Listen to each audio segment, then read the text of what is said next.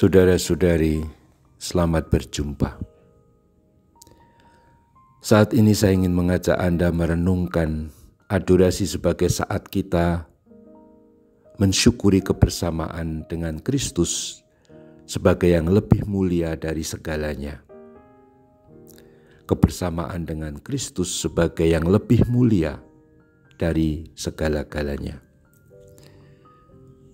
Saya terbawa oleh semangat spirit Santo Paulus yang menceritakan kepada umat di Filipi bagaimana baginya Kristus itu segala-galanya.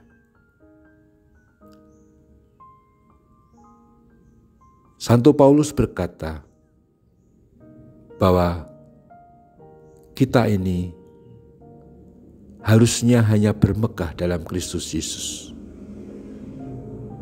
Dia mengatakan bahwa dia sebagai orang Yahudi, dia sangat Yahudi. Dia seorang Ibrani asli, punya pendirian hukum Taurat yang kuat, seorang Farisi. Dia bahkan dulu penganiaya jemaat. Dalam kebenaran menaati hukum Taurat, ia mengatakan, "Aku tidak bercacat. Tetapi apa yang dahulu merupakan keuntungan bagiku, sekarang kuanggap rugi karena Kristus." Kata-kata Santo Paulus. Lalu dia juga mengatakan, "Malahan segala sesuatu kuanggap rugi karena aku telah berkenalan dengan Kristus Yesus Tuhanku. Sebab hal itu lebih mulia dari segala-galanya." Kata Paulus mengenal Kristus.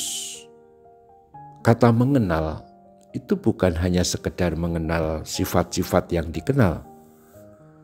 Mengenai apalagi cuma alamat, hobinya, karakternya, ya, cita-citanya, enggak.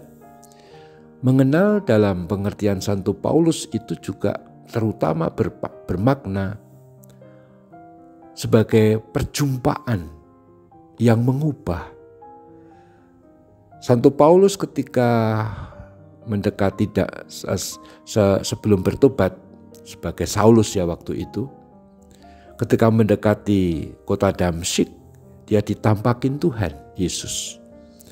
Itu bagi Paulus adalah saat dia mengenal Kristus. Dia diubah oleh Kristus menjadi Paulus yang menjadi pewarta Kristus. Mengenal bagi Paulus adalah berjumpa dan mengalami kesatuan dengan Kristus. Memiliki relasi kuat dan kokoh, tak terpisahkan dengan Kristus.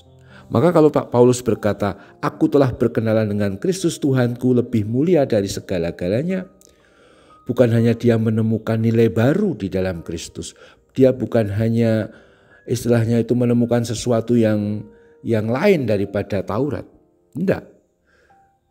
Tapi Paulus menyadari dia berjumpa dengan pribadi yang mengubah. Ialah Yesus Kristus Tuhan. Dan itu lebih mulia dari segalanya. Pengalaman perjumpaan, pengalaman kesatuan, memiliki relasi yang erat dan tak terpisahkan dengan Kristus, itulah yang dikatakan oleh Santo Paulus lebih mulia dari segala-galanya. Maka poin ini menjadi sangat indah dan bagus direnungkan. Perayaan Ekaristi tentu saja adalah saat kita mengalami kesatuan dengan Kristus. Bahkan setiap perayaan Ekaristi harus dikatakan sebagai saat kita diteguhkan dalam kesatuan dengan Tuhan. Kalau istilah Santo Paulus, saat kita semakin mengenal Dia, mengenal Kristus. Kesatuan sakramental yang kita terima dalam komuni kudus itu peristiwa yang tentu saja berlangsung dalam perayaan Ekaristi. Tetapi sebagai peristiwa manusiawi itu hanya terjadi setengah jam kalau misa harian. Kalau mingguan ya 1 jam, 1,5 jam, tapi masa pandemi ini lebih dipersingkat lagi.